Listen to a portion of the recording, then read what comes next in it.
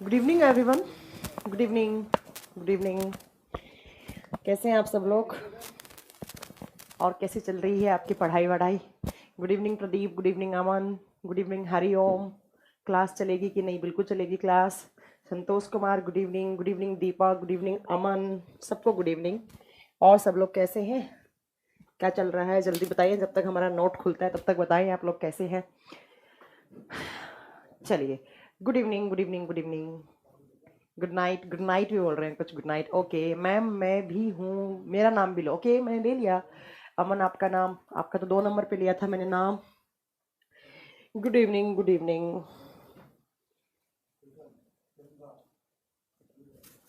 चलो जी, तो यहाँ पर बहुत सारे बच्चे आ चुके हैं, जैसा कि मैं देख पा रही हूँ स्क्रीन पे बहुत सारे बच्चे आ गए हैं। विनोद, कमल, अरविंद। मैम कोर्स जल्दी से करवाओ। कोर्स जल्दी से होता रहा है और कितनी जल्दी करवाएं? चलो जल्दी बोले। हम नोट्स अच्छे से नहीं बना पा रहे हैं।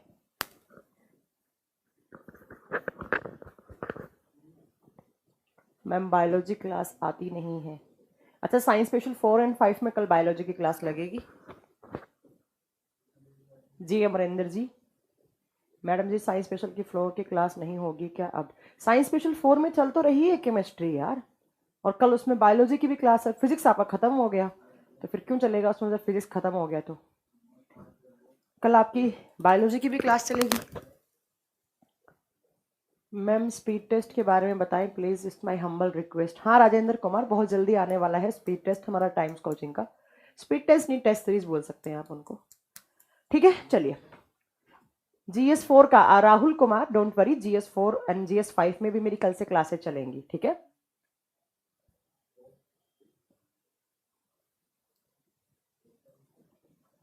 ओके विकास कुमार, ठीक है चलिए। मैम पटना आए थे? यस, पटना से मैं कल रात को ही आई थी। मैम आपका स्वेट शर्ट अच्छा लग रहा है। Okay thank you so much. Science special 3 की एक डाउट क्लास ले लो। यस ले लूंगी, डोंट वरी। आप डाउट कलेक्ट करिए अपने, डाउट क्लास ले लूंगी।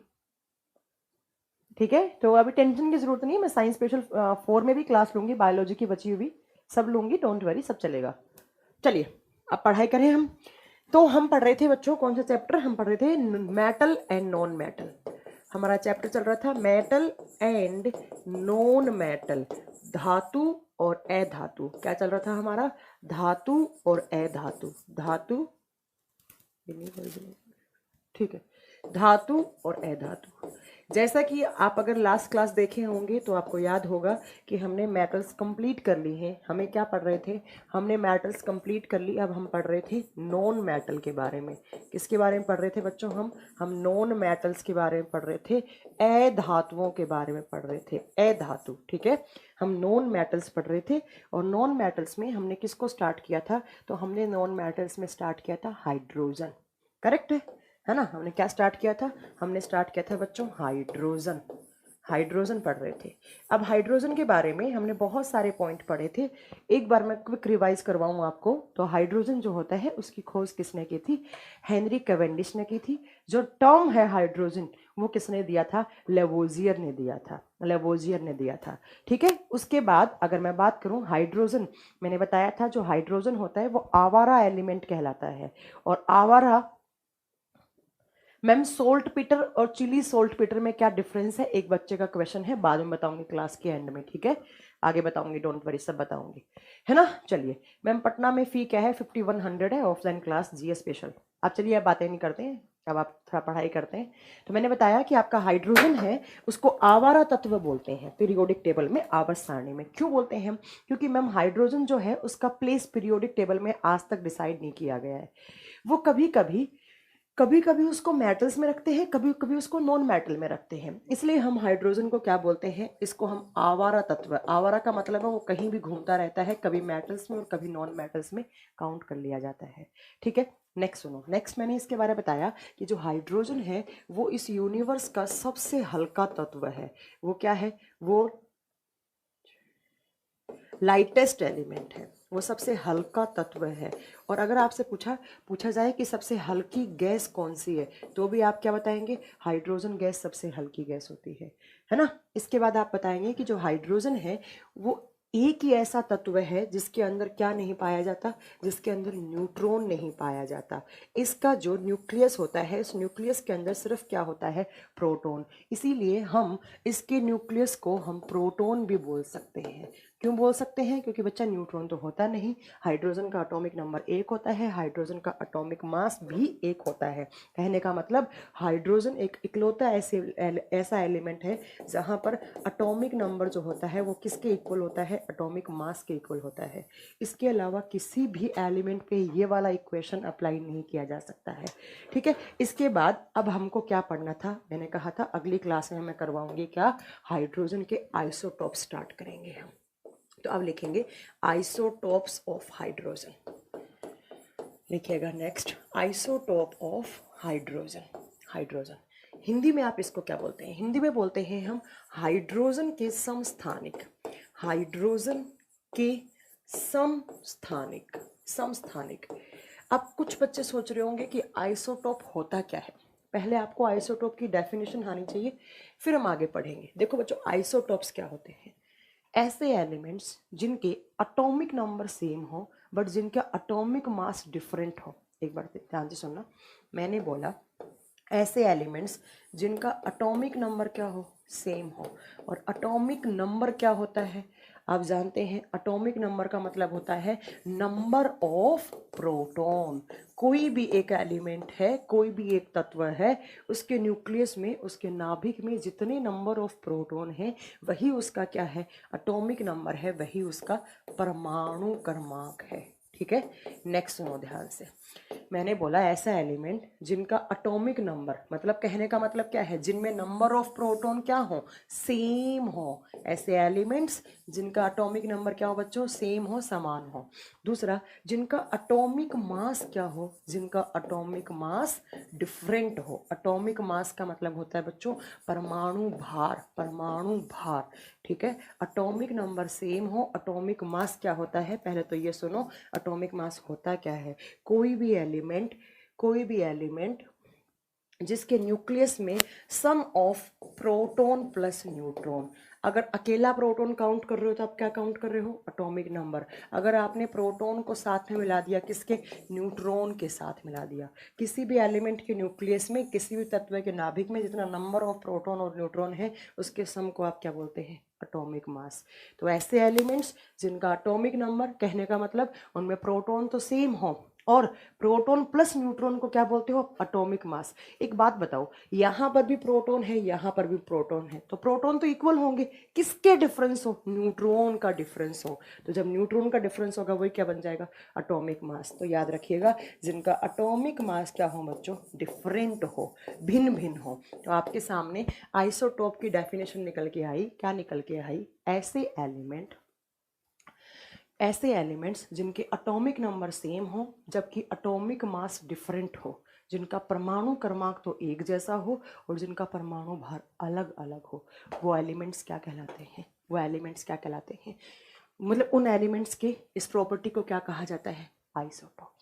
मैम आपके पढ़ाए हुए से क्वेश्चन टिक हो जाते हैं। Okay Prashant, thank you so much. देखिए तो क्या निकल गया है आपके सामने, जिनका एटॉमिक नंबर, जैसे मैंने कोई भी एक जैसे हाइड्रोजन जो है उसके 3 आइसोटॉप होते हैं। अब हम बात करते हैं हाइड्रोजन के आइसोटॉप्स। आप बताएंगे हाइड्रोजन के 3 आइसोटॉप होते हैं। कौन कौन से बच्चों, ध्यान से सुनिएगा। नंबर 1 पे आता है प्रोटियम। प्रोटियम को डिनोट किया जाता है 1H1। किसकी डिनोट, 1H1। आप सब जानते हैं किसी भी एलिमेंट के पैरों में क्या लिखा जाता है, एटॉमिक नंबर। ये क्या है बच्चों, एटॉमिक नंबर, कहने का मतलब परमाणु संख्या। ऊपर यहाँ उसके सर पे, उसके हेड पे क्या लिखा जाता है, AM, मतलब एटॉमिक मास, परमाणु भार। ठीक है, 1H1 क्या कहलाता है, प्रोटियम कहलाता है। दूसरा होता है बच्चों ड्यूटेरियम। कौन सा होता है, ड्यूटेरियम। सेम नाम हिंदी में है, ड्यूटेरियम। ड्यूटेरियम। और इसको कैसे डिनोट किया जाता है, 1H2। इसका एटॉमिक नंबर क्या है बच्चों, एटॉमिक नंबर क्या है, 1। एटॉमिक मास क्या है बच्चों, एटॉमिक मास है 2। और तीसरा आता है बच्चों ट्रीटियम। ट्रीटियम, ट्राइटेरियम मत कर देना है ना, ना ही टाइटेनियम कर देता, मेटल बन जाएगी वो। ट्रीटियम कहा जाता है इसको, ट्रीटियम। ट्रीटियम इसको डिनोट किया जाता है 1H3। ये क्या है? एटॉमिक नंबर, परमाणु क्रमांक। ये क्या है? Atomic mass. तो मैंने बोला कि ऐसे एलिमेंट्स जिनका एटॉमिक नंबर क्या हो बच्चों? सेम, जिनका एटॉमिक मास क्या हो? अलग अलग, वो क्या कहलाते हैं? वो आइसोटॉप्स कहलाते हैं। देखो देखो यहाँ मैंने बोला, यहाँ ध्यान से देखना, इस H का एटॉमिक नंबर क्या है? 1। इसका भी क्या है? 1। इसका भी क्या है? 1। मतलब एटॉमिक नंबर क्या है? इक्वल। अब यहाँ देखो, 1 2 3, कहने का मतलब इनका एटॉमिक मास क्या है? अलग अलग। तो ये किसके आइसोटॉप्स हैं? ये हाइड्रोजन के आइसोटॉप। अब मैं अगर इनका डायग्राम बनाना चाहूँ तो आप मुझे बना के दिखा सकते हैं? अगर आपसे एग्जाम में पूछ लिया जाए कि प्रोटियम का डायग्राम कैसे बनता है, ड्यूटेरियम का डायग्राम कैसे बनता है, ट्रीटियम का डायग्राम कैसे बनता है, देखो बच्चों कैसे बनेगा। मैंने बोला एटॉमिक नंबर क्या होता है? आप सब जानते हैं एटॉमिक नंबर क्या होता है बच्चों? नंबर ऑफ आप क्या बोलेंगे? Number of proton. यहां पर ये इसका डायग्राम कैसे बनेगा? तो देखो, एटॉमिक मास क्या है? 1। एटॉमिक मास का मतलब है यहाँ पर एक बाहर की तरफ इलेक्ट्रॉन है, क्योंकि ये न्यूट्रल है, न्यूट्रल में इलेक्ट्रॉन काउंट होते हैं। ठीक है बच्चों, यहाँ पर देखो, ये इसका न्यूक्लियस, न्यूक्लियस में क्या है? प्रोटॉन 1 है। भैया जब प्रोटॉन 1 हुआ तभी तो उसका एटॉमिक नंबर क्या हुआ? 1 हुआ। जबकि यहाँ पर प्रोटॉन 1 होता है और इसमें न्यूट्रॉन होते ही नहीं है। ये प्रोटियम का डायग्राम है। थोड़ा सा बड़ा बनाती हूँ यार, तुम लोग कंफ्यूज ना हो जाओ। देखो, अगर मैं प्रोटियम बनाऊं तो कैसे बनाऊं मैं? प्रोटियम में ऐसे, इस प्रोटियम के अंदर प्रोटॉन 1 है, न्यूट्रॉन है ही नहीं, 0। याद रखिएगा, जो प्रोटियम होता है उसके अंदर प्रोटॉन 1 होता है, न्यूट्रॉन होता ही नहीं, बाहर इलेक्ट्रॉन होता है। ठीक है बच्चों, अगर मैं ड्यूटेरियम का बनाना चाहूं तो ड्यूटेरियम कैसे बनेगा? ड्यूटेरियम में प्रोटॉन तो 1 ही रहेगा, बट 1 न्यूट्रॉन आ जाता है बच्चों, 1 न्यूट्रॉन आ जाता है, और बाहर इलेक्ट्रॉन क्या रहेगा? 1 ही रहेगा। ठीक है, देखिए नंबर ऑफ प्रोटॉन क्या है? 1। क्या बन गया यहाँ पे? Atomic number 1। एटॉमिक मास क्या होता है? Sum of p plus n। p plus n करो, कितने हो गए? 2। एटॉमिक मास कितना हो गया? 2। ये ड्यूटेरियम बनेगा। अगर बच्चों बात करें ट्रीटियम कैसे बनता है, बाहर तो इलेक्ट्रॉन 1 सेम रहेगा। ठीक है, यहाँ पर क्या होगा बच्चों? 1 प्रोटॉन होगा प्लस 2 क्या होंगे? न्यूट्रॉन होंगे। देखो, प्रोटॉन 1, एटॉमिक नंबर कितना? 1। एटॉमिक मास क्या होता है? सम p प्लस n। 1 और 2 3, क्या हो गया एटॉमिक मास? 3। ये प्रोटियम, ये ड्यूटेरियम, ये ट्रिटियम। अब अगर आपसे पूछे प्रोटियम में न्यूट्रॉन कितने होते हैं, आप बताओगे 0, होते ही नहीं है। ठीक है, नेक्स्ट आपसे पूछे कि ड्यूटेरियम में न्यूट्रॉन कितने होते हैं? 1। ट्रीटियम में ट्रीटियम में न्यूट्रॉन कितने होते हैं? 3। यहाँ 1, यहाँ 2, यहाँ 3। तो क्या मैं एक चीज बोल सकती हूँ? मैं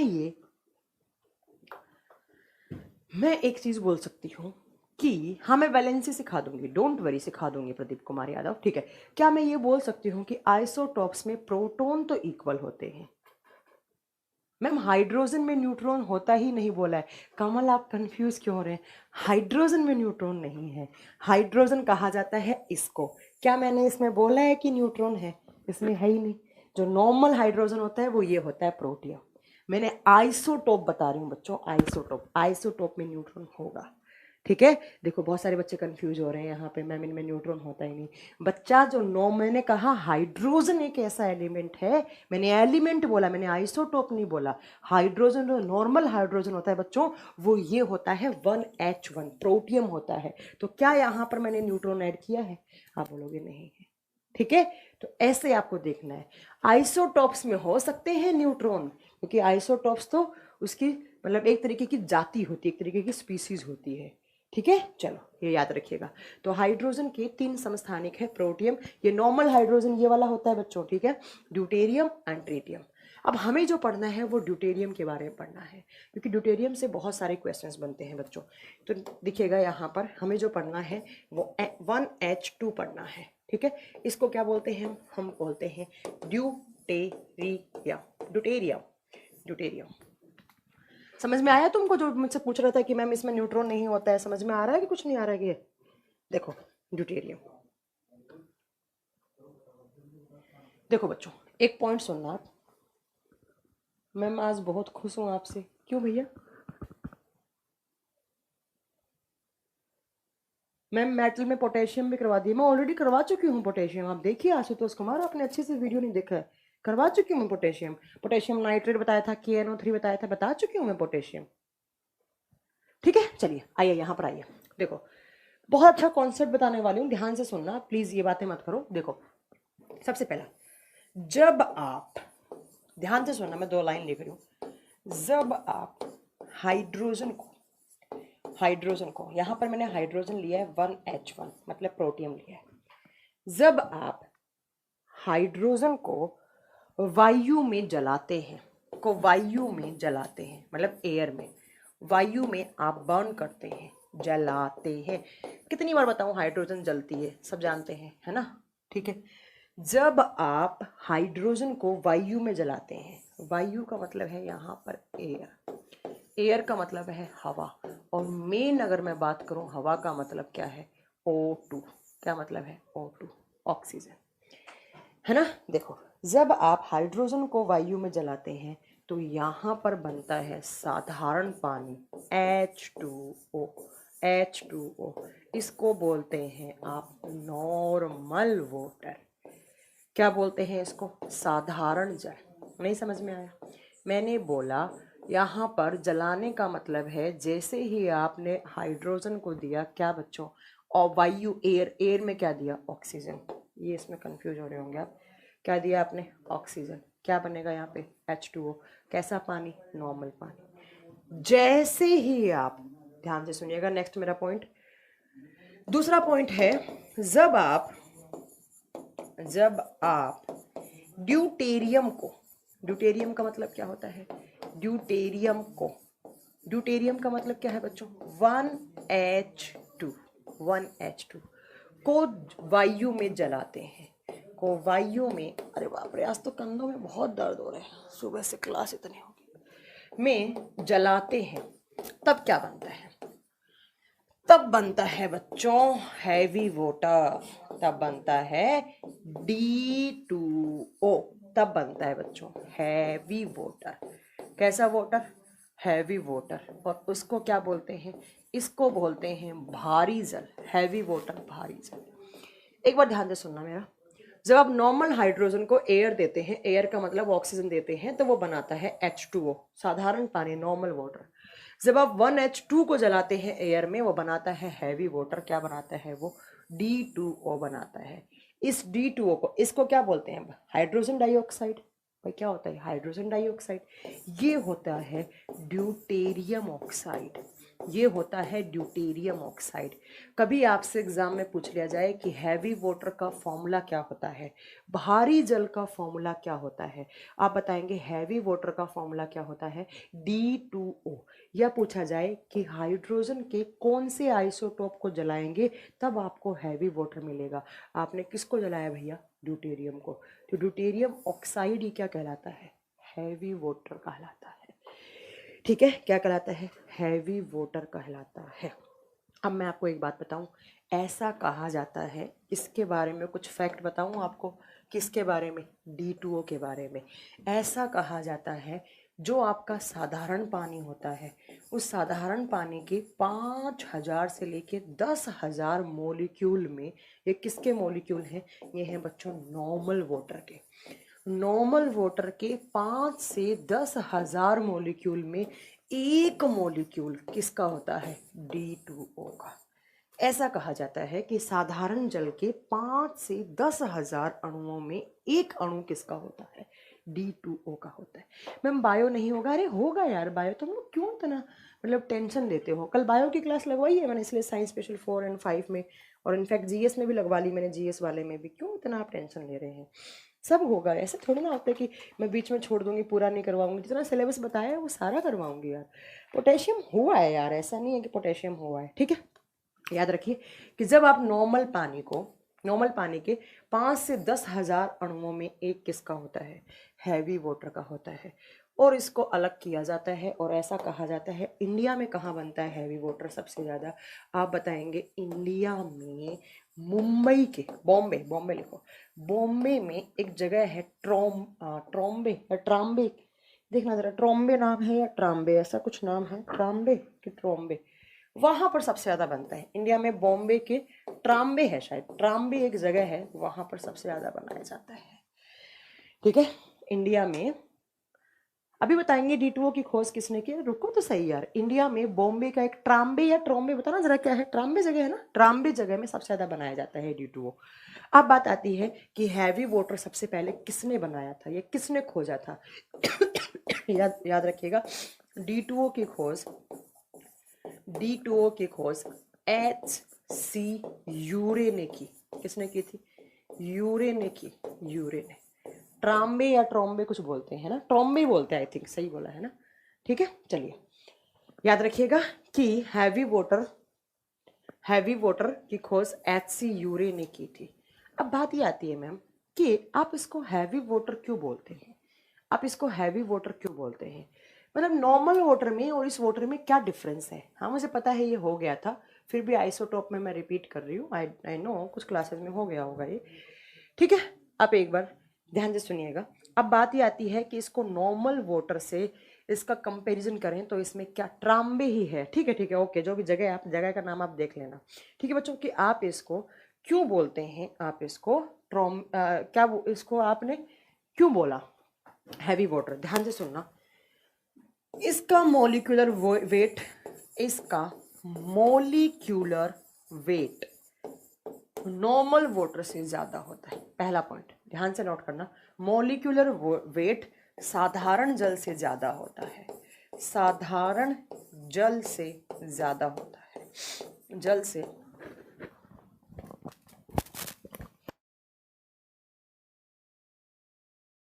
साधारण जल से ज्यादा होता है, ज्यादा होता है। देखो बच्चों कैसे होता है ज्यादा। मॉलिक्यूलर वेट को हिंदी में बोलते हैं आणविक भार, आणविक भार, मॉलिक्यूलर वेट। देखो बच्चों कैसे होता है ज्यादा। पहली बात तो आपको पता होना चाहिए, नॉर्मल वाटर का फॉर्मूला क्या होता है H2O, हैवी वाटर का फॉर्मूला क्या होता है D2। अब अगर मैं आपसे पूछूं कि नॉर्मल वाटर का आपका मॉलिक्यूलर वेट कितना होता है। ऑक्सीजन, हाँ अरे हैप्पी बर्थडे मैम, मेरा बर्थडे नहीं है आज, कहाँ से आपको पता लगा कि मेरा बर्थडे है। देखो यहाँ पर हाइड्रोजन 2 है, 2 काउंट होगा। ऑक्सीजन आपका हो गया यहाँ पर 18, 18 ऑक्सीजन 8 दूनी 16, तो 16, 16 और 2 करते हैं यहाँ पर तो 18 होता है। ठीक है, बट जब आप D2O की बात करते हैं, जब आप D2O की बात करते हैं बच्चों, तो D2O में यहाँ पर आपका 4 + 16 ऑक्सीजन, यहाँ पर 20 हो जाता है। आप ये छोड़ दो कि कैसे निकाला, क्या निकाला, और अगर ये समझना है आपका मॉलिक्यूलर वेट तो ये भी मैं एक क्लास में आपको निकालना सिखा दूंगी, है ना।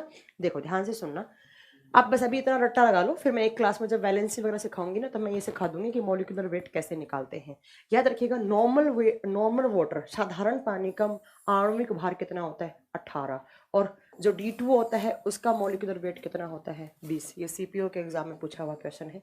पहली बात तो नॉर्मल पानी से मॉलिक्यूलर वेट ज्यादा होता है किसका, हैवी वाटर का। ठीक है बच्चों, बता देंगे पहला। अरे बाप रे, सारे बच्चे बोल रहे हैं हैप्पी बर्थडे, मेरा बर्थडे नहीं है, कौन बोल रहे हैं हैप्पी बर्थडे। जबरदस्ती मजे लेने के मूड में हो गया तुम लोग हैं। चलो पहला पॉइंट याद रखिएगा कि मॉलिक्यूलर वेट नॉर्मल वाटर का कितना होता है 18, जबकि D2O का कितना होता है 20। दूसरा पॉइंट देखो बच्चों यहाँ का, दूसरा पॉइंट, इसका इसका melting point and boiling point साधारण जल से ज्यादा होता है, साधारण जल से ज्यादा होता है, ज्यादा होता है। इसका मेल्टिंग पॉइंट और बॉइलिंग पॉइंट, मेल्टिंग पॉइंट को हिंदी में क्या बोलते हैं, गलनांक बिंदु, गलाने वाला बिंदु, मैक्सिमम पॉइंट जिसके बाद कोई भी चीज गलना स्टार्ट हो जाती है। क्वथनांक बिंदु, बॉइलिंग पॉइंट को क्या बोलते हैं, क्वथनांक बिंदु। क्वथनांक याद रख लो, क्वथनांक बहुत है। मैंने बोला इसका मॉलिक्यूलर वेट ज्यादा होता है, नॉर्मल वाटर का 18 होता है और इसका 20 होता है। चलो मैम हो गया। दूसरा, इसका मेल्टिंग पॉइंट और ऑक्सीडेशन नंबर कैसे निकालते हैं मैं सिखा दूंगी, डोंट वरी, आप रुक जाइए यार, पहले जो पढ़ाया जा रहा है वो तो पढ़िए। ठीक है, अब बात आता है कि इसका मॉलिक्यूलर वेट, इसका मेल्टिंग पॉइंट बॉइलिंग पॉइंट कैसे ज़्यादा होता है। आप शायद सब लोग जानते होंगे कि जो नॉर्मल वाटर होता है उसका बॉइलिंग पॉइंट कितना होता है बच्चों, बताओ। नॉर्मल वाटर, NM का मतलब है नॉर्मल वाटर। नॉर्मल वाटर का बॉइलिंग पॉइंट, पहले बॉइलिंग पॉइंट की बात करें, बॉइलिंग पॉइंट कितना होता है बच्चों, जल्दी बताओ कितना होता है। नॉर्मल वाटर का, साधारण जल का बॉइलिंग पॉइंट होता है 100 डिग्री सेल्सियस। कितना? 100। जबकि अगर आप हैवी वाटर की बात कर रहे हैं, भारी जल की बात कर रहे हैं, तो भारी जल का बॉइलिंग पॉइंट अगर आपसे पूछा जाए तो कितना होता है? 101 डिग्री सेल्सियस। एक पॉइंट तो ये याद रखना कि नॉर्मल वाटर का, एक बच्चा लिख रहा है 18 डिग्री सेल्सियस बॉइलिंग पॉइंट। यार कैसी बातें करते हैं यार आप, कहाँ से पढ़ा आपने है। चलो दूसरा आता है बच्चों कि इसका मेल्टिंग पॉइंट। चलो बताओ नॉर्मल वाटर का मेल्टिंग पॉइंट कितना होता है, जल्दी बताइए। नॉर्मल वाटर का मेल्टिंग पॉइंट कितना होता है, गलनांक बिंदु कितना होता है। फिर मैं बताऊंगी हैवी वाटर का कितना होता है। नॉर्मल वाटर का गलनांक बिंदु कितना होता है, जल्दी बताइए।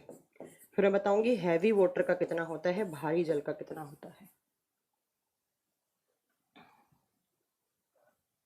तो नॉर्मल वाटर का मेल्टिंग पॉइंट कितना होता है बच्चों? 0 डिग्री। जबकि इसका होता है 3.8 डिग्री सेल्सियस। कितना? 3.8 डिग्री सेल्सियस। आप ध्यान से सुनो मेरी दोनों इक्वेशन में, इसका मेल्टिंग पॉइंट भी ज़्यादा है, इसका बॉइलिंग पॉइंट भी ज़्यादा है, इसका मॉलिक्यूलर वेट भी ज़्यादा है, इसलिए हम इसको क्या बोलते हैं? इसलिए हम इसको हैवी वाटर बोलते हैं, इसको भारी जल बोलते हैं। हैवी वाटर बोलते हैं, क्या बोलते हैं? भारी जल बोलते हैं, हैवी वाटर। ठीक है बच्चों, ये आपको याद रखना है। अब बात आती है कि मैम इसका यूज़ क्या करते हैं, इसका उपयोग क्या है हैवी वाटर का। तो याद रखिएगा, इसका यूज़ करते हैं आप न्यूक्लियर रिएक्टर में, न्यूक्लियर रिएक्टर में as a moderator, as a moderator. Moderator का मतलब होता है मंदक। याद रखिएगा, परमाणु भट्टी में, परमाणु भट्टी में, परमाणु भट्टी में मंदक के रूप में, मंदक का मतलब होता है जहां पर एटॉमिक रिएक्शन, जहां पर आप न्यूक्लियर रिएक्शंस करवाते हैं, है ना, उस न्यूक्लियर फ्यूजन फ्यूजन में क्या किया जाता है? इसको मॉडरेटर के रूप में काम में लिया जाता है, मंदक के रूप में काम में लिया जाता है। जब न्यूक्लियर रिएक्शन में रेट ऑफ रिएक्शन ज़्यादा हो जाती है, मॉडरेटर क्या होता है बता रही हूँ मैं, न्यूक्लियर रिएक्शन की जब स्पीड ज़्यादा हो जाती है, तो नाभिकीय अभिक्रियाओं की जब स्पीड ज़्यादा हो जाती है, तो स्पीड को स्लो करने के लिए क्या किया जाता है? उसमें मंदक, मंदा कर देने वाला, मंदा कर देने वाला, ठीक है, ठीक है, तो उसको क्या किया जाता है? रेट ऑफ रिएक्शन को डिक्रीज करने के लिए वहाँ पर कुछ मॉडरेटर काम में लिया जाता है, जिसमें एक मॉडरेटर है D2O, D2O, ठीक है, ये याद रखिएगा, है ना। D2O को बोलते हैं हैवी वाटर। तो कितनी सारी बात याद रखेंगे बच्चों, आप याद रखेंगे कि जो हाइड्रोजन है उसके 3 आइसोटॉप्स हैं, 1H1, 1H2, 1H3, ठीक है। अब नेक्स्ट पॉइंट पे आओ, है ना। अब नेक्स्ट महेश शेखावत बोल रहे हैं मैम H2O एंड D2O के melting point, boiling point change क्यों होते हैं? क्योंकि बच्चा जो आपका इनका मॉलिक्यूलर वेट अलग अलग होता है, इसलिए होता है, ठीक है। महेश शेखावत, ओके, मैंने आपका क्वेश्चन का आंसर दे दिया है। अब नेक्स्ट बात पे आ जाइए, वापस हाइड्रोजन पे, वापस हम हाइड्रोजन पे चलते हैं। आप या हाइड्रोजन के आइसोटॉप्स कंप्लीट हो गए, अब बात आते हैं वापस हम हाइड्रोजन पे आते हैं। अब हाइड्रोजन के बारे में आपको कुछ मुझे और भी बहुत सारी चीज़ें बतानी हैं। सबसे पहला आप बताएंगे जो हाइड्रोजन होता है वो कलरलेस होता है, ठीक है बच्चों, वो रंगहीन होता है। हाइड्रोजन क्या होता है? रंगहीन। दूसरा, वो ऑर्डरलेस होता है। क्या होता है बच्चों? वो ऑर्डरलेस का मतलब होता है गंधकहीन होता है, उसके अंदर कोई भी गंधक नहीं आती, कोई स्मेल नहीं आती है। तीसरा, हाइड्रोजन इकलौता टेस्टलेस होता है। टेस्टलेस का मतलब इसमें कोई टेस्ट नहीं होता, स्वादहीन होता है, कोई स्वाद नहीं आता उसमें, स्वादहीन होता है। नेक्स्ट चौथा पॉइंट याद रखेंगे कि हाइड्रोजन जो होता है बच्चों वो क्या होता है? हाइड्रोजन लाइटेस्ट होता है, हल्का होता है, हल्का होता है। ये 4 पॉइंट आप हाइड्रोजन के बारे में याद रखिएगा कि ये हल्का होता है। अब इसके बाद में मैं आपको कुछ बातें बताने वाली हूँ, कुछ नई बात बताने वाली हूँ हाइड्रोजन के बारे में, ठीक है। देखिए, हाइड्रोजन के बारे में क्या बात बताने वाली हूँ? मैं बताने वाली हूँ कि जो हाइड्रोजन होता है वो न्यूट्रल होता है। आप बताएंगे हाइड्रोजन क्या है? हाइड्रोजन जो होता है वो न्यूट्रल होता है। क्या होता है बच्चों? न्यूट्रल होता है। उदासीन होता है। ये सारे पॉइंट ऐसे कैसे नोट करने हैं आपको। उदासीन है इसका मतलब इस पर लिटमस पेपर का कोई प्रभाव नहीं पड़ता। लिटमस पेपर का प्रभाव नहीं पड़ता है। आप जानते हैं लिटमस पेपर का प्रभाव कब पड़ेगा, जब या तो कोई एसिडिक मीडियम है या वो क्या हो, बेसिक है। इसीलिए इस पर कोई लिटमस पेपर का कोई इफेक्ट नहीं पड़ता है, कोई भी प्रभाव नहीं पड़ता है। ठीक है बच्चों, ये याद रखिएगा। अब आप ना एक बात याद रखिएगा, एक मैं नया टर्म आपको आज सिखाने वाली हूँ। एक आप पढ़ेंगे हाइड्रोजन, एक आप केमिस्ट्री में पढ़ेंगे। बच्चों मैं अलग पेन से लिख रही हूँ। एक बच्चा पूछ रहे हैं मैम आपकी तबीयत खराब है क्या, आप इतना लो साउंड क्यों कर रही है। हाँ आज मेरे ना ये दोनों कंधे नहीं है, में बहुत दर्द हो रहा है, पता नहीं क्या हो गया, या तो कोई बैठने का पोस्चर गलत हो गया या कुछ हुआ है। बहुत दर्द हो रहा है, ऊपर नीचे हाथ करने में ना एकदम जान से निकल रही है। डॉक्टर के पास जाना पड़ेगा, मुझे लगता है कोई सर्जरी वर्जरी होगी। मांस वास फूल रहा है मेरा कोई, है ना। चलो देखो नेक्स्ट देखना। एक आपने टाइम, एक ना नाम सुना आपने हाइड्रोजन, एक आपने सुना नॉर्मल नॉर्मल वाटर, एक आपने सुना हैवी वाटर, एक मैं आपको नया नाम सुना रही हूँ, देखना क्या कभी आपने सुना है। एक होता है नेसेंट हाइड्रोजन, कभी सुना है आपने नेसेंट हाइड्रोजन। हिंदी में इसको बोलते हैं नवजात हाइड्रोजन। नवजात हाइड्रोजन, नवजात हाइड्रोजन। जैसे आपने सुना ना नवजात बच्चा होता है, नवजात शिशु होता है ना। नवजात शिशु सुनते हैं ना। एसिड में हाइड्रोजन कंपलसरी एलिमेंट होता है, ये मैं ऑलरेडी पढ़ा चुकी हूँ आपको। कभी सुना है आपने। ओहो बहुत दर्द हो रहा है आज, क्या हो गया, हाथ ऊपर नीचे कर। देखो सुनो, आप एक सुनोगे हाइड्रोजन, एक सुनोगे नेसेंट हाइड्रोजन। एक ना क्वेश्चन आता है कि कौन सा हाइड्रोजन है जो बहुत ज़्यादा रिएक्टिव होता है, कौन सा हाइड्रोजन है जो बहुत ज़्यादा एक्टिवेट होता है, यही आपको समझना है। देखो नेसेंट हाइड्रोजन होता है नवजात। नवजात आपने सुना होगा ना, जो वो बच्चा जो अभी जस्ट जिसका जन्म हुआ है नया नया। ऐसे ही अगर आप नेसेंट हाइड्रोजन की बात करते हैं तो कोई भी रिएक्शन है, किसी भी रिएक्शन में, ध्यान से सुनना, किसी भी रिएक्शन में तुरंत बना हुआ हाइड्रोजन, तुरंत का मतलब होता है बच्चों तुरंत निकला हुआ हाइड्रोजन, तुरंत बना हुआ हाइड्रोजन, तुरंत निकला हुआ हाइड्रोजन क्या कहलाता है आप बताओगे। कोई भी एक रिएक्शन है, जैसे कोई भी एग्जांपल ले लो आप। मैंने जस्ट फॉर एग्जांपल समझिए, मैंने लिया एक लिया मैंने ए एलिमेंट, एक लिया मैंने बी। ये क्या है, ये रिएक्टेंट है। ये दोनों रिएक्ट करके बना रहे हैं C+D। और यहाँ पर जो D है ये क्या है, ये आपके प्रोडक्ट है, उत्पाद है। ये अभिकारक है, ये उत्पाद है। डी में यहाँ पर हाइड्रोजन बना है। मान लो कोई भी रिएक्शन है, कोई भी हो सकती है, यहाँ पे हाइड्रोजन बना, तो इस रिएक्शन में तुरंत निकला हुआ जो हाइड्रोजन है ये क्या कहलाता है, नेसेंट हाइड्रोजन कहलाता है। जैसे नवजात बच्चा होता है, नवजात शिशु होता है, वैसे आपका नेसेंट हाइड्रोजन भी होता है। और मैं आपको बता दूं जो नेसेंट हाइड्रोजन होता है वो नॉर्मल हाइड्रोजन से बहुत ज़्यादा एक्टिव होता है। तो आप इसके बारे में एक पॉइंट लिखिएगा नेसेंट हाइड्रोजन के बारे में, जो आपसे एग्जाम में पूछा जाता है कि कौन सा हाइड्रोजन मोर रिएक्टिव होता है। बच्चा कंफ्यूज हो जाता है कि ये कैसा क्वेश्चन है, आप याद रखेंगे इसके बारे में। It is more reactive, it is more reactive than normal hydrogen, than normal hydrogen. यह सामान्य हाइड्रोजन से अधिक रिएक्टिव है, मतलब क्रियाशील है। ठीक है, यह सामान्य हाइड्रोजन से अधिक क्रियाशील होता है, यह आप बता सकते हैं। It is more reactive, it is more reactive. ठीक है बच्चों, इट इज मोर रिएक्टिव बता देंगे बच्चों। मैम जिम स्टार्ट की है क्या। नहीं जिम मुझे लग रहा है अब स्टार्ट करना पड़ेगा, मेरा वजन बढ़ता जा रहा है दिन ब दिन। पता नहीं यार ये क्या हुआ है, आज बहुत दर्द हो रहा है, इनफैक्ट सुबह से ही हो रहा है आज तो। एक तो मैंने आज क्लास भी बहुत ज़्यादा ली है इसलिए। ठीक है अशोक डोंट वरी, क्लासेस हो जाएंगी। अभी जीएस स्पेशल 6 में तो बहुत टाइम है, आप इतना क्यों टेंशन ले रहे हैं, है ना। हाँ एक्सरसाइज से ठीक होगा मुझे भी लग रहा है। ठीक है याद रखिएगा कि नेसेंट हाइड्रोजन क्या होता है, कोई भी रिएक्शन में तुरंत निकला हुआ हाइड्रोजन नेसेंट हाइड्रोजन कहलाता है। इसको ऐसे लिखा जाता है, ऐसे। ठीक है, और ये मोर रिएक्टिव होता है नॉर्मल हाइड्रोजन के कंपैरिजन में। चलो नेक्स्ट पॉइंट में सुनो। नेक्स्ट अब हम बात करेंगे हाइड्रोजन गैस के बारे में, हाइड्रोजन गैस के बारे में। ठीक है, हाइड्रोजन गैस, इसको लिखेंगे आप H2 gas, hydrogen gas. 4-5 point है बच्चों, सारे याद रखने हैं आपको। हाइड्रोजन गैस, आप याद रखिएगा, जो हाइड्रोजन गैस होती है वो लाइटेस्ट गैस होती है।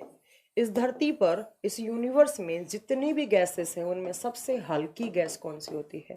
सबसे हल्की गैस हाइड्रोजन गैस होती है। सबसे हल्की गैस कौन सी बच्चों? Hydrogen gas. दूसरा पॉइंट, जो आगे के मैं जितने भी सारे पॉइंट लिखवा रही हूँ ना, वो सारे एग्जाम में पूछे हुए हैं, ठीक है मैम? और तेज बोलिए। और तेज? कितना तेज बोलो यार, तुम भी यार, कुछ भी है। कह रहे हैं और तेज बोलिए। इससे ज्यादा तेज क्या बोलूं? इससे ज्यादा तेज बोलूंगी, बगल में स्टूडियो में क्लास चल रही है, वो डिस्टर्ब होंगे, ठीक है? अब देखो नेक्स्ट सुनना मेरा पॉइंट। हाइड्रोजन गैस है वो लाइटेस्ट गैस है, सबसे हल्की गैस है। नेक्स्ट पॉइंट आपको क्या सुनना है? नेक्स्ट आप हाइड्रोजन के बारे में आपको पढ़ना है कि हाइड्रोजन गैस जो है उसको बेस्ट फ्यूल माना जाता है। उसको बेस्ट फ्यूल, सबसे अच्छा फ्यूल, सबसे अच्छा ईंधन माना जाता है। इसको कहा जाता है सबसे अच्छा ईंधन, या इसको आप दूसरे पॉइंट में कह सकते हैं हाइड्रोजन गैस जो है वो पोल्यूशन फ्री फ्यूल है। क्या है वो पोल्यूशन फ्री फ्यूल है। पोल्यूशन फ्री फ्यूल, प्रदूषण रहित गैस होती है। हाइड्रोजन गैस क्या होती है? बिल्कुल भी पोल्यूशन नहीं करती है, प्रदूषण रहित गैस होती है। इसमें कोई भी पोल्यूशन नहीं होता है। क्यों नहीं होता है, और या फिर बेस्ट क्यों मानते हैं, वो अभी सुनो। इसका एक नाम और होता है, इसको फ्यूचर फ्यूल भी कहा जाता है, भविष्य का ईंधन। बहुत बार एग्जाम में क्वेश्चन आया है कि भविष्य का ईंधन किसको कहा जाता है? आप बताएंगे भविष्य का ईंधन हाइड्रोजन गैस को कहा जाता है। अब बात आती है कि मैम आपने इसको इतनी सारी उपाधियां दे दी, बेस्ट फ्यूल की दे दी, आपने इसको पॉल्यूशन फ्री फ्यूल की दे दी, आपने इसको फ्यूचर फ्यूल की दे दी, क्यों दी? तो उसका रीजन होता है बच्चों क्या? क्योंकि जो हाइड्रोजन गैस है उसका कैलोरीफिक वैल्यू सबसे हाई होता है। इसका कैलोरीफिक वैल्यू सबसे ज्यादा होता है। कैलोरीफिक वैल्यू क्या होता है? हिंदी में कहा जाता है इसको ऊष्मीय मान। कौन सा मान? ऊष्मीय मान। अब कैलोरीफिक वैल्यू होता क्या है, पहले तो ये सुनो। देखो, 1 ग्राम फ्यूल को बर्न करने में, 1 ग्राम फ्यूल को बर्न करने में जितना अमाउंट हीट और लाइट का निकलता है वो उसका क्या कहलाता है?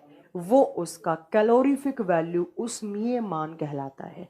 1 ग्राम ईंधन को जलाने पर जितना ऊष्मा और लाइट, प्रकाश मिलता है उसको कहा जाता है उसका कैलोरीफिक वैल्यू। तो हाइड्रोजन गैस जो है बच्चों, उसका उसका कैलोरीफिक वैल्यू होता है 150 किलो जूल पर ग्राम। ये इसकी यूनिट होती है, किलो जूल पर ग्राम, सबसे ज्यादा होता है। और एक बात याद रखिएगा, जिस फ्यूल का जितना ज्यादा कैलोरीफिक वैल्यू होता है वो फ्यूल उतना ही ज्यादा अच्छा फ्यूल होता है। क्यों? क्योंकि वो बिल्कुल भी पॉल्यूशन क्रिएट नहीं करता। इसीलिए कहा जाता है कि फ्यूचर में एक ऐसा टाइम आएगा जिस टाइम पर आपकी जितनी भी सारी गाड़ियां हैं, ट्रेन हैं, जैसे आपने सुना है जर्मनी में ट्रेन चलने लग गई हाइड्रोजन फ्यूल से, हाइड्रोजन गैस से चलने लग गई। तो ऐसा कहा जाता है कि फ्यूचर में ऐसा कुछ होगा जिससे क्या होगा, हाइड्रोजन गैस से ही सारे आपके सारे के सारे मतलब जो फ्यूल हैं उनमें सबसे अच्छा फ्यूल इसी को माना जाएगा। याद रखिएगा इसकी कैलोरीफिक वैल्यू सबसे ज़्यादा होती है, कितनी? तो 150 किलो जूल पर ग्राम। इसीलिए इसको कहा जाता है फ्यूचर का फ्यूल। और याद रखिएगा 1 ग्राम फ्यूल को बर्न करने में जितना हीट, जितना लाइट, जितना एनर्जी एमिट होता है वही उसका कैलोरीफिक वैल्यू कहलाता है। वही उसका कैलोरीफिक वैल्यू कहलाता है। ठीक है, चलो इतनी बात याद रख लेंगे। यस मैम, याद रख लेंगे। ये हाइड्रोजन गैस के बारे में बात होगी। हमने हाइड्रोजन के आइसोटोप पढ़ दिए, हाइड्रोजन गैस पढ़ दी। अब नेक्स्ट लिखो कंपाउंड्स ऑफ हाइड्रोजन। नेक्स्ट लिखो कंपाउंड्स ऑफ हाइड्रोजन।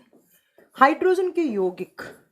बच्चों आप सब जानते हैं कंपाउंड्स का मतलब क्या होता है, इतने दिन से पढ़ा रही हूँ। कंपाउंड्स का मतलब होता है मैम, जब हाइड्रोजन किसी और एलिमेंट के साथ जुड़ गया तो कौन सा कंपाउंड क्रिएट कर दिया? मैंने हाइड्रोजन को जोड़ दिया ऑक्सीजन के साथ, क्या बना? मेरे पास बना पानी। पानी। अब पानी का चैप्टर तो बहुत बड़ा चैप्टर है, मैंने पढ़ाया भी है, और अगर नहीं पढ़ाया तो मैं आगे पढ़ा भी दूंगी। ठीक है, हाँ जी, कॉस्टली है कमल। ठीक है,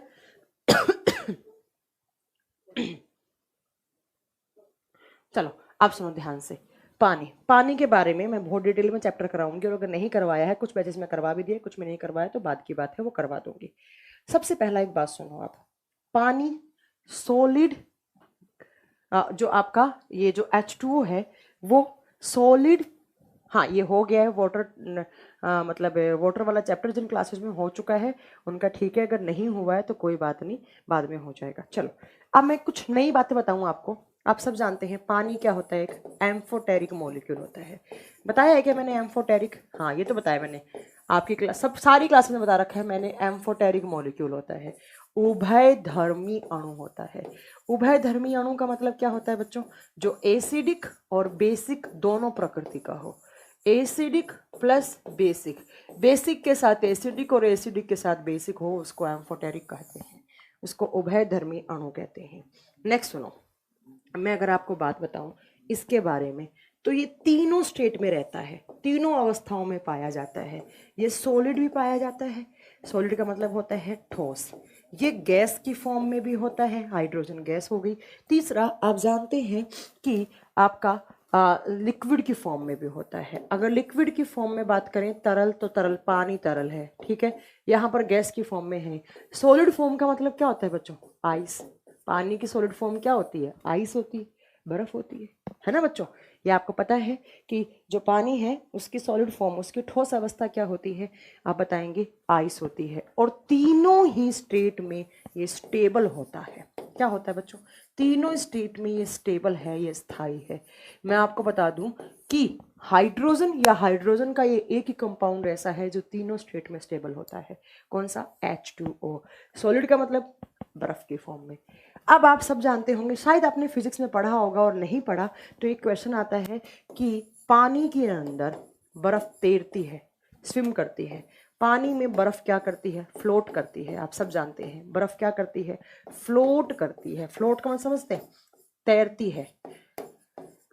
आइस क्यूब को पानी में डालो, क्या करती है? वो स्विम करती है, वो तैरती हैं। क्यों तैरती हैं? शायद आप सब लोग जानते होंगे इसका रीजन। फिजिक्स में पढ़ा है ये चीज, पानी में बर्फ क्यों तैरती है? सीजीएल से पहले कोर्स हो जाएगा, क्या हो जाएगा? सीजीएल से पहले हो जाएगा, डोंट वरी है। चलिए आप याद रखिएगा, क्योंकि पानी की तुलना में आइस की डेंसिटी क्या होती है? कम। आइस का घनत्व क्या होता है बच्चों? कम होता है। ये फिजिक्स का क्वेश्चन है, पर बता देती हूँ मैं। घनत्व, घनत्व का मतलब होता है यहाँ पर डेंसिटी, मास अपॉन वॉल्यूम, आप जानते हैं, ठीक है। आइस का घनत्व, आइस का डेंसिटी कम होता है, किसकी तुलना में? पानी की तुलना में। इसीलिए पानी के अंदर जिसका भाई घनत्व कम है, जिसका डेंसिटी कम है, तो वो क्या होगा बच्चों? वो क्या होगा बच्चों? तैरते रहेगा, वो फ्लोट करता रहेगा, ठीक है। तो आइस की डेंसिटी क्या होती है? मैं आपको एक बात बताऊं, वैसे जो सॉलिड होते हैं ना उनकी डेंसिटी ज्यादा होती है, बट ये एक ऐसा लिक्विड है पानी जो सॉलिड स्टेट में जिसकी डेंसिटी कम होती है। हमेशा ध्यान रखना, ध्यान रखना एक बात। वैसे अगर किसी भी लिक्विड को जब आप सॉलिड में कन्वर्ट करेंगे, चलो मैं इसको लिख के समझाती हूँ, ठीक है, क्योंकि एग्जाम में पूछ लिया जाता है, ध्यान से सुनना।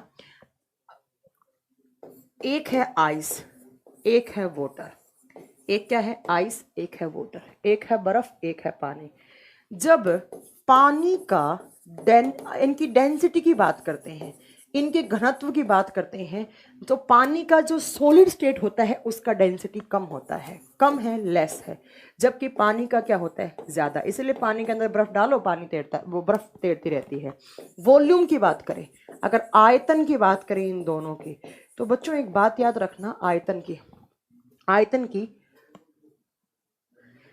की अगर बात करें तो याद रखिएगा, आइस का वॉल्यूम क्या होता है? ज्यादा, जबकि वाटर का वॉल्यूम क्या होता है? कम।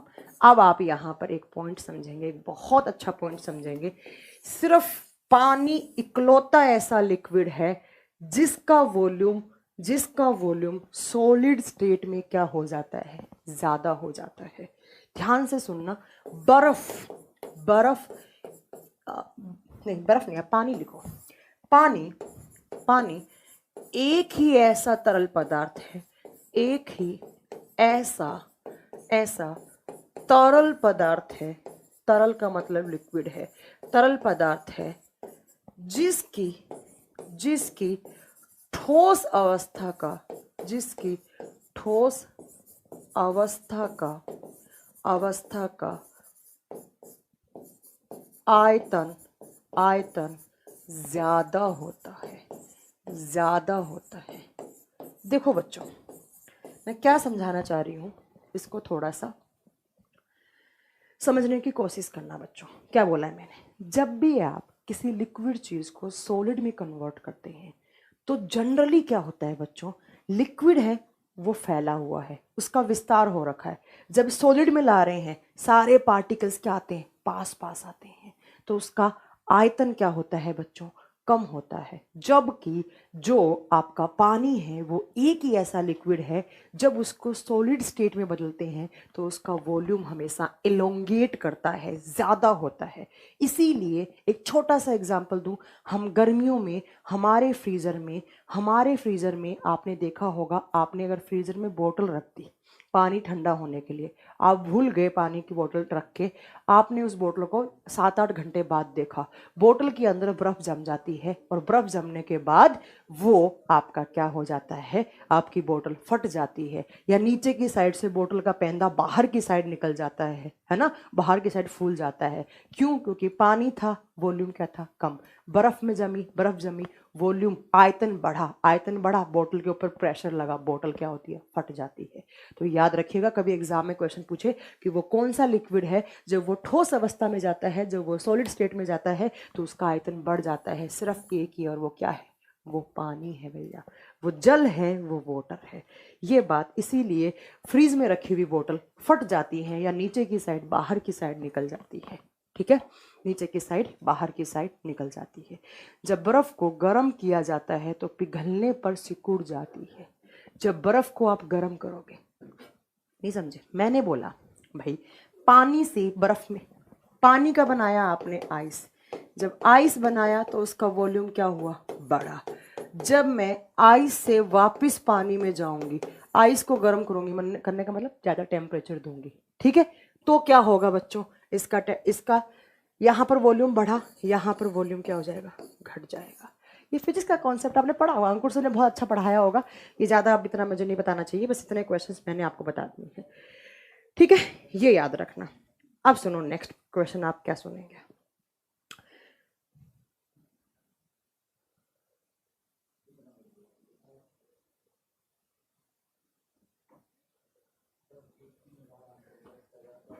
एक बच्चा पूछ रहा है मुझसे कि पोप क्या होता है। अच्छा, आपने कभी पढ़ा होगा पोप क्या होता है, बिल्कुल आप सही पूछ रहे हैं आप।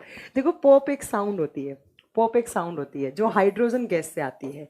हाइड्रोजन गैस से, जो हाइड्रोजन गैस की जब आप रिएक्ट करवाते हो, रिएक्शन करवाते हो, तो वहां पर पॉप साउंड बनती है। पॉप साउंड क्या होती है, फड़फड़ात, मतलब फड़ फड़ फड़ फड़ की आवाज आती है, उसको आप पॉप साउंड बोलते हैं। तो जो रिएक्शन होती है उसमें क्या होता है बच्चा, आप बताएंगे कि फड़फड़ाहट की आवाज आती है, पॉप साउंड आती है, कौन सी गैस से, तो हाइड्रोजन गैस से आती है। आपने ये पढ़ा होगा, अरविंद कुमार, ठीक है। अरविंद पूछ रहे हैं मैम पॉप केमिकल क्या होता है। पॉप केमिकल नहीं होता है बच्चा, पॉप होता है साउंड। जब हाइड्रोजन गैस है उससे उससे साउंड आती है, कैसी, फड़ फड़ फड़ फड़ की साउंड आती है, तो उसको बोलते हैं पॉप साउंड, ठीक है बच्चों, उसको पॉप साउंड बोलते हैं। चलो, अब नेक्स्ट पॉइंट सुनो मेरा ध्यान से। नेक्स्ट आप इसके बाद में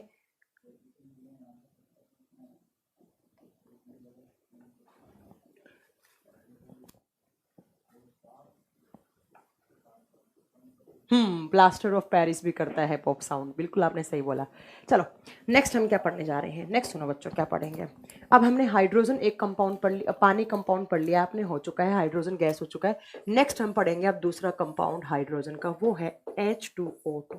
कौन सा कंपाउंड है, H2O2। इसको कहा जाता है हाइड्रोजन पर ऑक्साइड, इसका नाम होता है हाइड्रोजन पर ऑक्साइड। क्या बोलते हैं बच्चों इसको, हाइड्रोजन पर ऑक्साइड, ठीक है, हाइड्रोजन पर ऑक्साइड। अब बात आती है कि यह हाइड्रोजन पर ऑक्साइड क्या होता है, कहाँ पर काम आता है हाइड्रोजन पर ऑक्साइड। तो सबसे पहले क्वेश्चन आया है, एक बार पूछा हुआ है कि हाइड्रोजन पर ऑक्साइड की खोज किसने की थी। तो याद रखिएगा, J.L. थेनर्ड नाम के साइंटिस्ट हैं, J.L. थेनर्ड नाम के साइंटिस्ट हैं, जिन्होंने किसकी खोज की थी, हाइड्रोजन पर ऑक्साइड की, H2O2 की खोज की थी। दूसरा पॉइंट बच्चों, आप इसके बारे में क्या याद रखेंगे, नेक्स्ट पॉइंट आप यहाँ पर याद रखेंगे कि ये बनाया कैसे जाता है, इसके फॉर्मेशन की रिएक्शन क्या है, इसको बनाने की अभिक्रिया क्या है, इसका निर्माण कैसे किया जाता है, कौन सी अभिक्रिया के द्वारा या कौन सी प्रोसेस के द्वारा जो हाइड्रोजन पर ऑक्साइड है वो बनाया जाता है। ये कब बनाया गया था, एक बच्चा पूछ रहा है। 1818 में बनाया गया, 1818 में बनाया गया। ठीक है, चलो अब बात आती है कि ये कैसे बनाया जाता है। तो बच्चों याद रखना, इसका निर्माण किया जाता है मॉर्क्स प्रोसेस से, MERCKS प्रोसेस, हिंदी में बोलते हैं मॉर्क अभिक्रिया। कौन सी अभिक्रिया द्वारा बनाया जाता है, मॉर्क अभिक्रिया। बहुत बार एग्जाम में क्वेश्चन आता है कि हाइड्रोजन परऑक्साइड का निर्माण कौन सी प्रक्रिया के द्वारा होता है। आप बताएंगे हाइड्रोजन परऑक्साइड का निर्माण मॉर्क्स प्रोसेस द्वारा होता है। अब ये मॉर्क्स प्रोसेस क्या होती है, सुनो ध्यान से। जब आप मॉर्क्स प्रोसेस क्या होती है, आप बताएंगे जब आप Na2O2, ma'am group D exam कब तक होगा, मुझे कुछ आइडिया नहीं है बच्चा अभी तक कब तक होगा, है ना। जब आप Na2O2 की रिएक्शन करवाते हैं किसके साथ, H2SO4, कौन सा एसिड है, सल्फ्यूरिक एसिड। यहाँ पर बनने वाला प्रोडक्ट होता है Na2SO4 sodium sulphate plus H2O2। H2O2 बोले तो क्या, हाइड्रोजन परऑक्साइड। इस रिएक्शन को मैंने नाम क्या दिया, मॉर्क्स प्रोसेस। तो हाइड्रोजन परऑक्साइड का निर्माण कौन सी अभिक्रिया के द्वारा होता है, मॉर्क अभिक्रिया के द्वारा। जब सोडियम ऑक्साइड और हाइड्रोजन परऑक्साइड की रिएक्शन करवाते हैं तो sodium sulphate plus hydrogen peroxide बनता है। इस क्रिया को क्या बोलते हैं, इस क्रिया को बोलते हैं बच्चों, इस क्रिया को हम मॉर्क्स प्रोसेस बोलते हैं। कौन सी प्रोसेस, मॉर्क्स प्रोसेस। अब बात आती है कि इस H2O2 का यूज क्या होता है। देखो बच्चों क्या यूज होता है इसका, इसका यूज कहाँ किया जाता है। एक तो इसको ब्लीचिंग एजेंट कहा जाता है, ब्लीचिंग एजेंट के फॉर्म में ये काम आता है। विरंजक चूर्ण जो होता है उसके साथ ये काम में ले लिया जाता है, विरंजक के रूप में, विरंजक के रूप में काम आता है। दूसरा देखो ये कहाँ काम आता है बच्चों, दूसरा ये काम आता है ऑयल पेंटिंग। जो आपके दीवार घरों में आपकी वॉल पेंटिंग होती है ना, लगाते हैं ना, पेंटिंग लगाते हैं घरों में, दीवार पे पेंटिंग लगाते हैं, बाजार से खरीद के लाते हैं, या कुछ तेल वाली पेंटिंग लेके आते हैं, ऑयल पेंटिंग, वो बच्चों काली पड़ जाती है। ये बहुत अच्छा क्वेश्चन है, स्ट्रेट पीछे से पूछा हुआ है। मैं इसको ब्लैक पेन से स्टार कर दे रही हूँ, ठीक है, इसको टीका लगा दे रही हूँ, टीका का मतलब है बहुत अच्छा क्वेश्चन, ठीक है। आप लाए घर पे वॉल पेंटिंग या आप कोई ऑयल वाली पेंटिंग लाए, कुछ दिनों के बाद बच्चों आपने देखा ये पेंटिंग पड़ गई काली। क्या पड़ गई, ये काली पड़ गई, ग्रेइश कलर की या काली पड़ गई। एक दिन आपने देखा होगा, बहुत बार होता है कि पेंटिंग काली पड़ जाती है। ये काली क्यों पड़ती है, क्योंकि इस पेंटिंग के अंदर परत जम जाती है, किसकी, लेड की परत। और ये लेड जो है वो कलर कैसा देता है, लेड का मतलब शीशा, इसकी परत जम जाती है, इसीलिए काली लेयर बन जाती है, काली परत जम जाती है और आपकी पेंटिंग क्या होती है बच्चों, काली पड़ जाती है। बहुत भद्दी लगती है, दीवार पे लगी हुई बहुत गंदी लगती है। आप क्या करो, आप लाओ मार्केट से क्या, H2O2, आप ले आओ मार्केट से खरीद के, क्या, H2O2 खरीद के ले आओ, और ये काली परत इस पेंटिंग को, ये जो पेंटिंग है इसको वॉश कर दो, या इसके ऊपर ना हल्का सा एक बोतल में डाल के क्लीनिंग वगैरह कर दो, है ना। तो क्या हो जाता है, ये काली परत हट जाती है, काली परत हट जाती है। तो पेंटिंग से काली परत हटाने के लिए कौन सा ब्लीचिंग एजेंट या कौन सा कंपाउंड काम में लेते हैं, आप बताओगे, H2O2। कौन सा कंपाउंड, कौन सा कंपाउंड, H2O2, ठीक है। तो याद रखिएगा, हमारे घरों में जब हम दीवार पर कोई पेंटिंग लगाते हैं वो काली पड़ जाती है, किसकी प्रेजेंस से, लेड की प्रेजेंस से। बाद में उसको हम वापस साफ कर सकते हैं, किससे, H2O2 से। किससे बच्चों, हाइड्रोजन परऑक्साइड से। नेक्स्ट आपने देखा होगा डॉक्टर भी हाइड्रोजन परऑक्साइड को काम में लेते हैं, किसकी तरह। आपको चोट लगी, चोट लगी, चोट लगने के बाद आपने देखा होगा एक लिक्विड सा होता है, एक दवाई होता है, उससे आपकी चोट के ऊपर कॉटन लगा के वो लगाई जाती है, जिसको आप क्या बोलते हैं, स्प्रिट बोलते हैं। क्या बोलते हैं, स्प्रिट। बहुत जलन होती है, तो स्प्रिट में क्या होता है, हाइड्रोजन पर होता है। ठीक है बच्चों, ध्यान रखिएगा। हाँ, डॉक्टर इसको यूज में लेते हैं, मैंने बता दिया है कि जहां पर भी हमें चोट लगती है, कोई वाउंड होता है, वाउंड समझ रहे हैं, घाव, घाव की क्लीनिंग करने के लिए बुक्स में लिखा होता है, घाव की क्लीनिंग किससे करते हैं, घावों की सफाई स्प्रिट से करते हैं, और उसी स्प्रिट में क्या होता है, हाइड्रोजन पर। इसी की वजह से आपको जलन लगती है एकदम से बहुत तेज। बट हाँ, ये किसकी सफाई क्यों करते हैं बताऊं आपको मैं।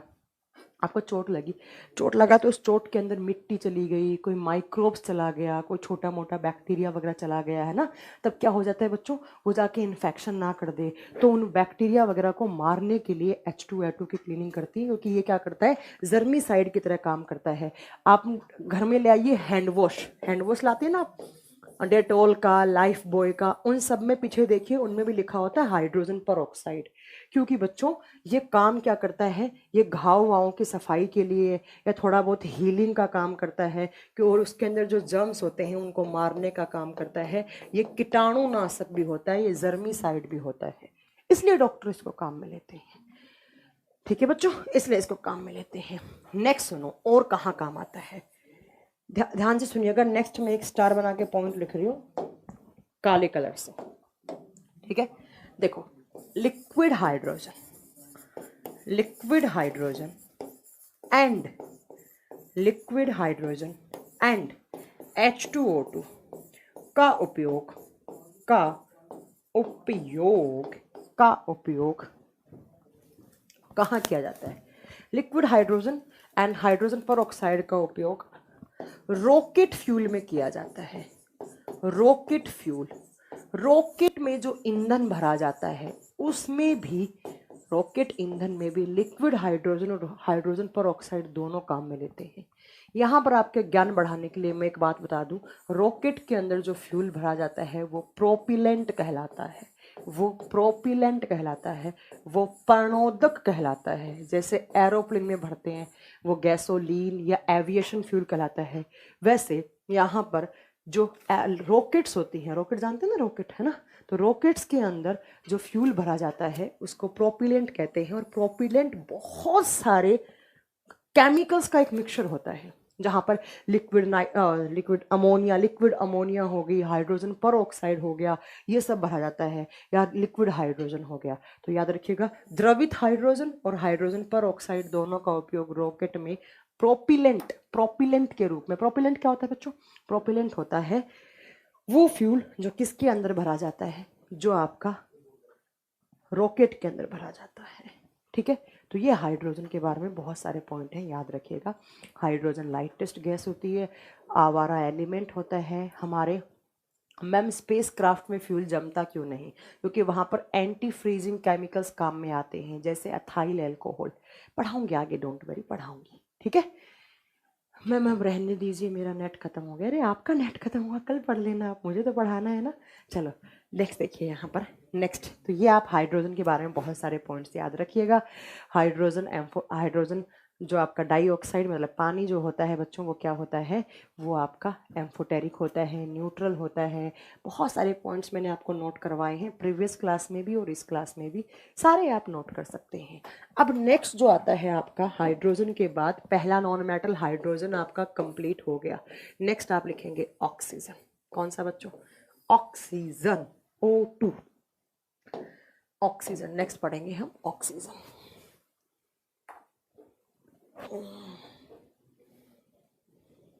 नेक्स्ट पढ़ेंगे हम ऑक्सीजन। चलो बच्चों पढ़े, फिर स्टार्ट करें ऑक्सीजन के बारे में। चलिए, आप सब जानते हैं ऑक्सीजन गैस हमारे एनवायरनमेंट में होती है ना।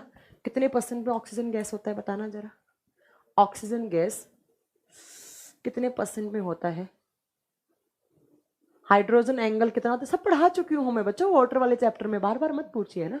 चलो चलिए आइए ऑक्सीजन पे। सब जानते हैं आप, ऑक्सीजन गैस जो होती है वो, ये नॉर्मल बातें बता रही हूँ मैं, ये तो बच्चा भी जानता है। ऑक्सीजन गैस को आप काम में किस में लेते हैं, रेस्पिरेशन में काम आता है ऑक्सीजन, जानते हैं ना ये बात, रेस्पिरेशन में काम आता है, श्वसन में काम आता है बच्चों, ठीक है।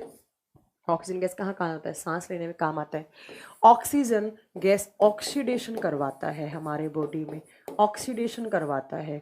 किसका ऑक्सीडेशन, फ्यूल का। हमारे बॉडी में फ्यूल क्या होता है बच्चों? ग्लूकोज। तो याद रखिएगा हमारे बॉडी में ग्लूकोज को तोड़कर हमें ऑक्सीजन देता है।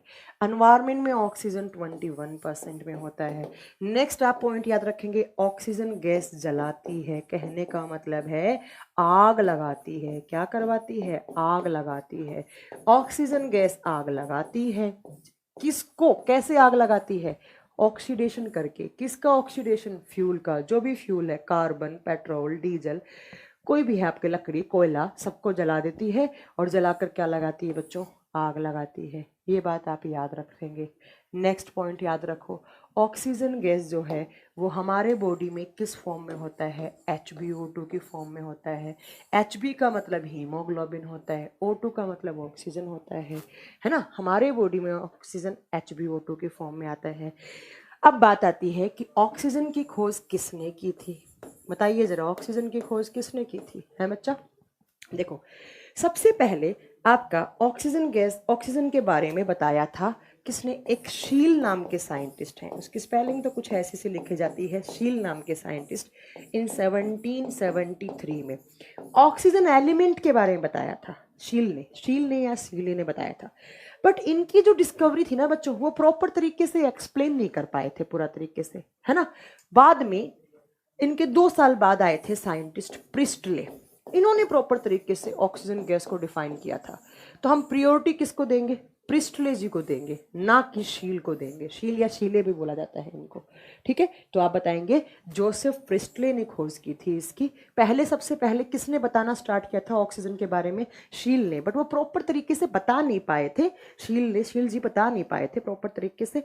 इसलिए आप बताएंगे कि इसकी खोज जो है वो किसने की थी? वो की थी प्रिस्टले ने। प्रॉपर तरीके से डिफाइन किसने किया था? प्रिस्टले जी ने किया था। नेक्स्ट बात बताएं हम अगर आपको ऑक्सीजन के बारे में बच्चों, ऑक्सीजन की 3 फॉर्म होती हैं। कैवेंडिस ने नहीं की थी बच्चा, कैवेंडिस ने हाइड्रोजन की खोज की थी। तुम यार बहुत कंफ्यूज होते हो।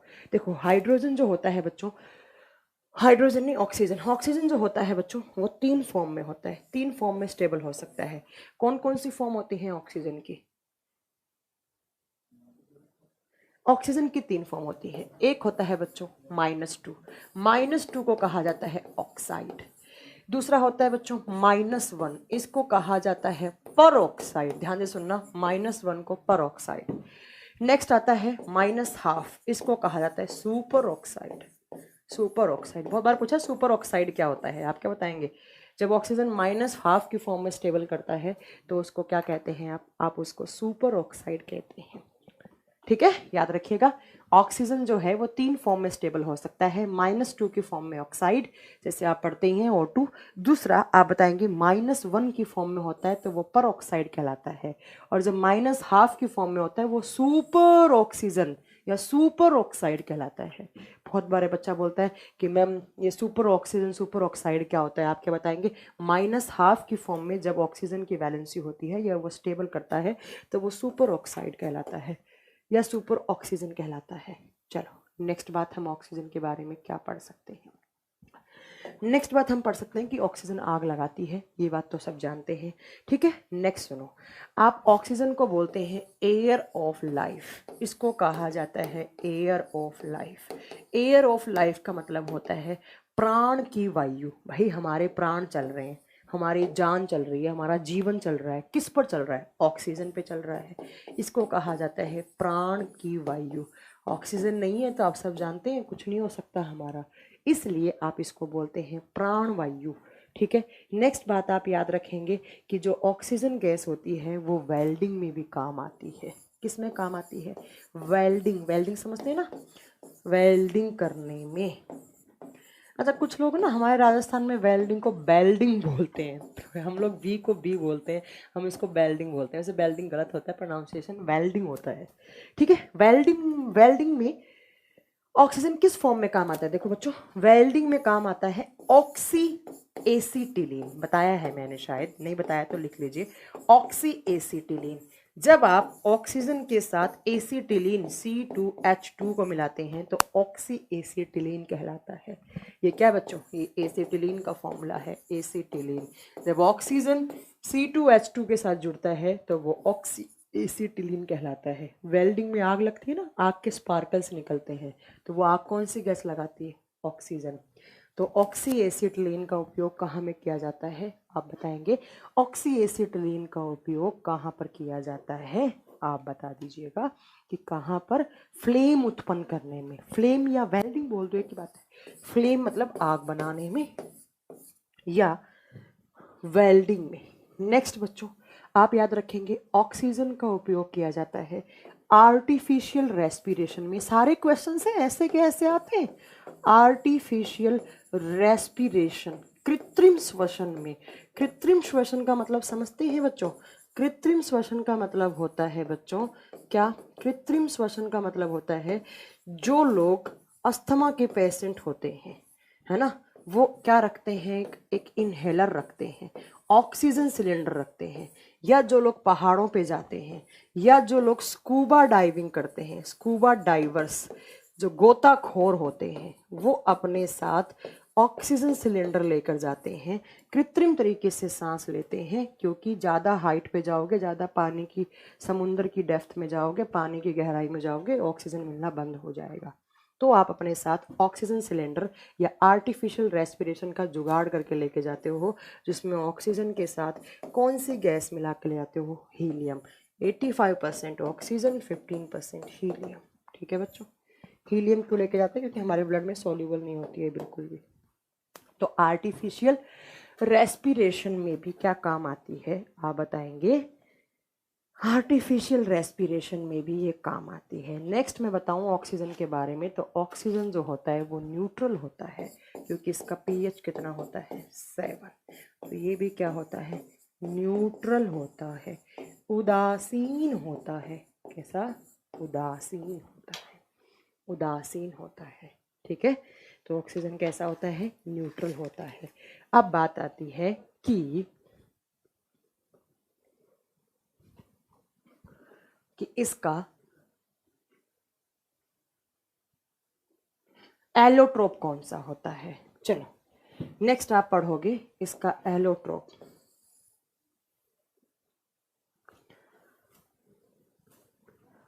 लिखिएगा ऑक्सीजन का एलोट्रोप।